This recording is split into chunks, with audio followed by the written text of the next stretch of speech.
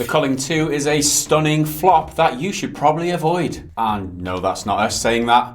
That's an actual headline on IGN. The Culling 2 is out now and, well, it's struggling. It's struggling. The Battle Royale sequel from developer Xavian was announced on Twitter recently, less than a year after the first game released in full. The original Culling launched into early access in March 2016, releasing in full in October of last year when PUBG was dominating the Battle Royale scene and Fortnite Battle Royale was just a scrappy up-and-comer. The Culling was one of the earliest examples of the Battle Royale format, dropping just 16 players into an arena full of buildings and loot. It was built primarily around a melee system that went some way to setting it apart from other games in similar genres, earning 13,000 reviews on Steam, about 60% of which were positive. So the original Culling was made by a very small team of independent developers, and they saw a huge success from the game. They sold loads on Steam, and at one point it was really popular, but unfortunately something went wrong. But by December 2017, just 2 months after its full launch out of early access, the dev team announced there would be, quotes, no future updates planned for the Culling. Now that's quite a bitter pill for those that supported the game in early access. It is quite easy to see why Xavian took the decision to move on. The game's player base had tanked from a peak of about 12,000 during the height of early access to just 73 players after launch. Clearly the game struggled to stay relevant in a climate dominated at the time by PUBG. And so here we are with the Culling 2, which launched pretty much out of the blue this week. The game launched on July the 10th after getting a quick announcement trailer the day before, landing on PC, PS4 and Xbox One for around $20 or £17. The studio describes the game like this, quote, "The Culling 2 is Battle Royale distilled, refined and designed from the ground up for consoles and PC. Get the full authentic Battle Royale experience regardless of hardware or controller type as you join a group of 50 players in a fight for sport, glory and for the entertainment of our home audience." But as IGN has quite starkly pointed out, the game is, quotes, off to a terrible start. The site even ran with the headline, "The Culling 2 is a stunning flop you should probably avoid." They pointed out that the game has extremely poor reviews on Steam, which at the time of recording stands at a very negative rating based on 146 reviews, and just 13% of those reviews are positive. Now this is quite a surprise to me, not because of any like reputational thing with IGN, not because people think, oh, IGN are just like bought out or whatever, just because of the sheer size of the website and the fact that they are like quite a corporate type thing that doesn't normally do something that sounds like YouTube clickbait. They don't normally go down that route, but here they are saying that it's a stunning flop that you should probably avoid. That's, you know, damn. So what exactly is going on here? Well, a quick look at the reviews tell you quite clearly what the problem is. Fans are mad at Xavian for launching the first game out of early access and abandoning it entirely after just 2 months, then releasing an entirely new sequel just 6 months later. The big question being asked in the community is, why not just fix up and update the first game instead? Games as a service is a thing now, and the benefits of that should work both ways. IGN points out that the Xbox players have been left particularly short change since the original Culling launched on that platform before development was shut down less than 6 months later. A stark comparison to the regular updates and support being dished out by the likes of Fortnite and PUBG. But another more basic problem is that the Culling 2 basically looks like just another cheap imitation of PUBG now, despite the fact that the original Culling came first. The focus on melee combat is gone, replaced instead by your staple battle royale assault rifles and handguns. Another huge problem is the fact that just no one's playing it. No one is playing this game. It's got a 50 player limit per match, but Steam charts had the all-time peak at just 249 players on launch day. The current amount of people logged into the game at the precise moment that I'm writing this sentence is 2. The peak for the past 24 hours is just 13 players as well. PC Gamer just brought this into razor sharp focus with an article headlined, "I won a round of the Culling 2's Battle Royale before my parachute even opened." They elaborate, quote, "I guess that can happen when there are only 2 players in the match and one is AFK. That was literally the subject of their entire article, although author Chris Livingston did say he managed to get into a few more crowded matches after that. The website Gaming Life is another site to pick up on the Culling 2's troubles, saying, quote, "This might end up being one of the biggest launch disasters in recent video game history." The Culling 2's official Twitter account has been active since launch, directing players experiencing login issues to the @Culling_support Twitter account. And the Xaviant developer Twitter account clearly sees this as a pretty serious situation. Here's what they tweeted less than 48 hours after the game's launch. Quote, "It's time for us here at Xaviant to come together for some much needed soul searching and to have some admittedly difficult discussions about the future of our studio. We'll talk soon." So this update happened after we filmed this video, so stay tuned to the Twitter account if you're looking for further updates.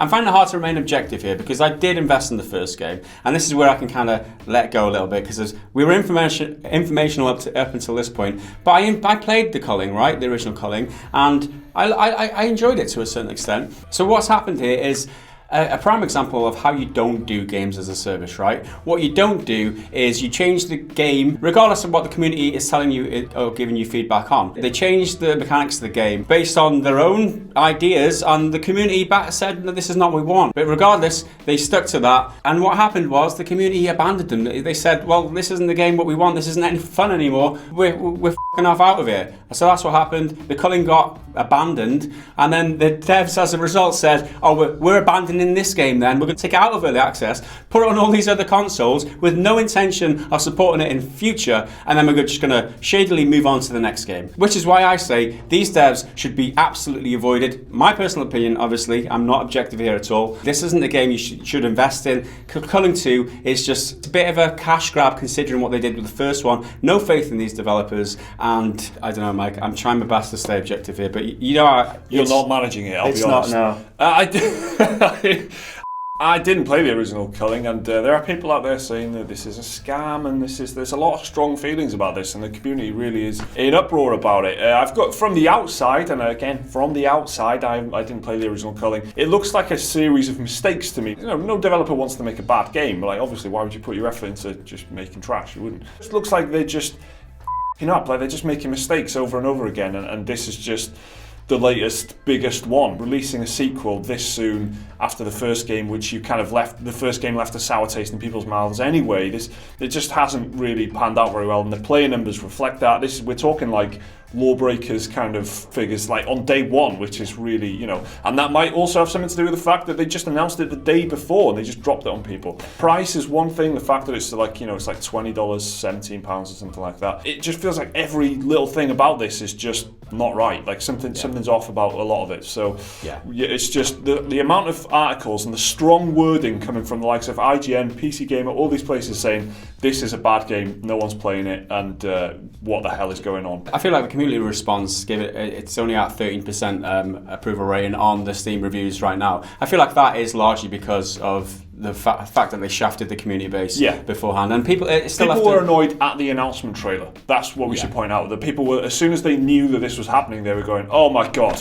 Before the game even came out, and never anyone had played it. Yeah, and the devs have done nothing to address, from what I've seen anyway, the fact that they completely just dropped support for the original game without completing the game, without fulfilling its promise, and then all the people that invested, I count myself among those, in the game in the first place, were left with all. And then they try and pass the Culling 2 as if it wasn't just an iteration or what the Culling 1 should have been. At least they should have given copies of the Culling 2 to the original backers of the Culling 1, because it was an early access game.